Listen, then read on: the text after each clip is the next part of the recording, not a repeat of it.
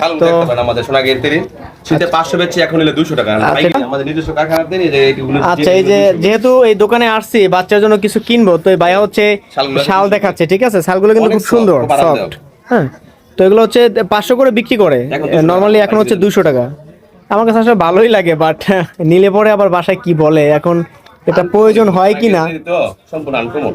ঠিক আছে, তো ভাই আর একটু কম রাখা যায় না? না, এটা পিস প্রাইস 200 টাকা, যেই দামে পাইকারি দেই কক্সবাজার কুয়াকাটা ওই দামে আমরা পিস। ও আচ্ছা, পাইকারি দাম বলছেন না?